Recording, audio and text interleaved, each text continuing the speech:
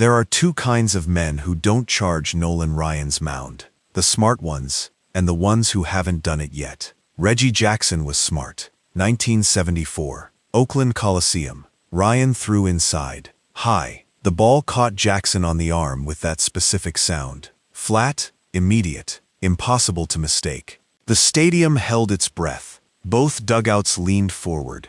Every person in that ballpark ran the same calculation in their heads simultaneously. Reggie Jackson, Mr. October, the man who played every moment of his career, like the cameras were rolling and the stakes were maximum. The man who had never in his professional life walked away from anything that felt like a challenge. He was going to charge. He had to charge. That was who Reggie Jackson was. Except he didn't. He stood there for a moment, looked at Ryan, looked at the mound, then turned, walked to first base, quietly, without incident, without drama, without the explosion that every person in Oakland had been certain was coming. And what he said after the game, in a locker room with reporters crowding around him asking why didn't you go, why did you walk away, became one of the most quoted sentences in baseball history. To understand why he said it, you need to understand who both of these men were, and what it meant, in 1974, to stand in the batter's box against Nolan Ryan. Nolan Ryan in 1974 was not yet the legend he would become, not yet the man with 7 no-hitters and 5,000 strikeouts. He was 27 years old, in his second season with the California Angels, after the Mets had traded him away in a deal that would haunt New York for decades. But what he already was, in 1974, was the most feared pitcher in baseball. Not the most accomplished, the most feared. There is a difference. Accomplished pitchers make your statistics look bad. Feared pitchers make you not want to get out of the car. Ryan threw the baseball at speeds that seemed to belong to a different sport. His fastball had been clocked at over 100 miles per hour, but the number undersold the reality. Because Ryan's fastball didn't just arrive fast, it arrived moving, rising in ways batters couldn't fully track. You didn't hit Ryan's fastball by being ready for it. You hit it, when you hit it, because something went slightly wrong with his mechanics, and the ball arrived somewhere your muscle memory could find. When everything went right for Ryan, it arrived somewhere muscle memory had no map for. He also threw inside, deliberately, consistently, as a matter of philosophy rather than tactics. Ryan believed the inside part of the plate belonged to the pitcher, that batters who crowded the plate were making a claim on territory that wasn't theirs. He responded with a fastball that said, "This is not your space. Move." Some pitchers threw inside to set up the outside pitch. Ryan threw inside because he believed in throwing inside.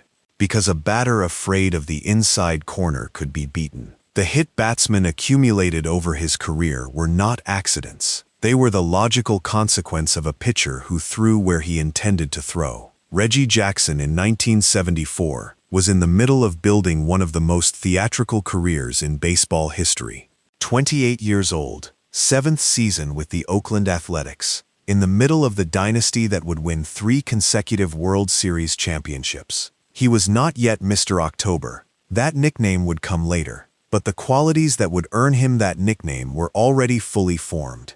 The confidence, the appetite for the big moment, the gift of performing best when the audience was largest. Jackson understood that baseball was theater, that what mattered was not just what happened, but how it was remembered. He cultivated his image deliberately, consciously, with awareness that the legend being built would outlast any individual statistic. He was also genuinely brilliant about baseball. This gets lost in the mythology of Jackson as pure ego and pure performance. He studied pitchers, their tendencies, what they did in certain counts, certain situations. He walked to the plate with information, with a plan. And when he stepped into the batter's box against Nolan Ryan in 1974, he brought all of it: the confidence, the intelligence, the understanding of what he was facing, and the self-awareness to know, when the ball hit his arm and the stadium held its breath, what the correct response was. Not what his ego wanted.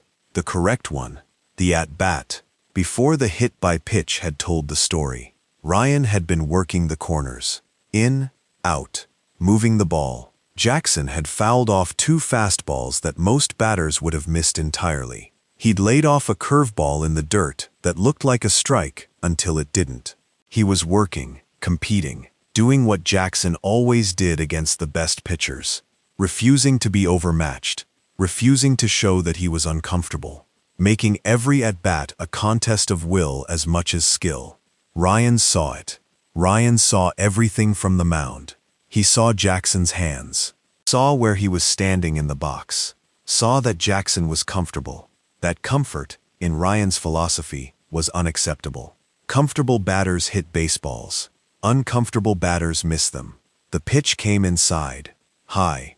The adjustment Ryan was making to Jackson's comfort. The message, you don't own this space. And the ball found the arm. Subscribe if you've ever watched someone make the smartest decision by doing nothing. Hit like if you already know what Jackson said.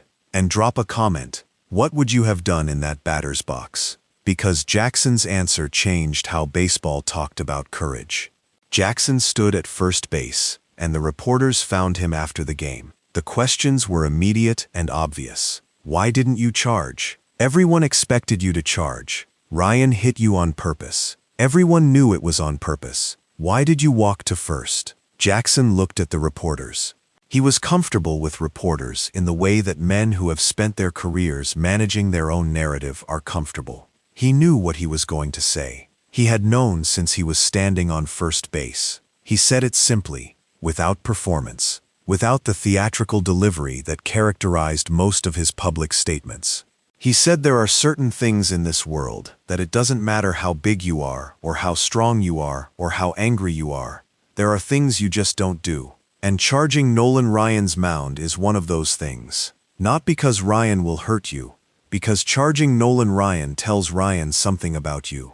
It tells him you lost. It tells him the inside pitch worked. It tells him that next time, and the time after that, and every time you face him for the rest of your career, inside is where he should live. He smiled, said, I'm not giving Nolan Ryan that information for free. The reporters wrote it down. The quote spread. It spread because it was true in the way that simple, true things spread. Not because they are complicated or surprising, but because they articulate something everyone has felt but nobody has said clearly. Charging the mound is an emotional response. It feels satisfying in the moment. It says, I am not afraid of you. It says you cannot do this without consequences. It feels like strength. But Jackson was saying something different. He was saying that what looks like strength is sometimes the opposite. That the appearance of toughness, running at a man who hit you, forcing a confrontation, showing the world you aren't afraid, is sometimes the least intelligent available option.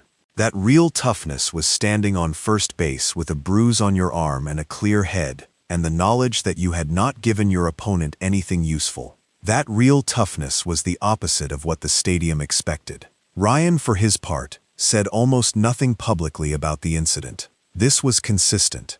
Ryan didn't explain himself. He pitched the way he pitched, and if you had thoughts about it, you could have them privately. What he said when pressed was that Jackson was one of the best hitters he had ever faced, that he was dangerous in ways that required constant attention, that you could not allow him comfort in the batter's box. These were statements about pitching philosophy, not about that specific at-bat. Ryan never confirmed the pitch was intentional. He never needed to. Everyone who watched it knew. Everyone who understood how Ryan pitched knew. The confirmation was unnecessary. The act was its own statement. What happened in the remainder of the 1974 season between Ryan and Jackson illustrates how baseball grudges actually work, differently from how people outside baseball imagine them. Jackson faced Ryan multiple times. Ryan threw inside multiple times. Jackson never charged. He took his hits by pitch when they came, walked to first, and waited for the next at-bat.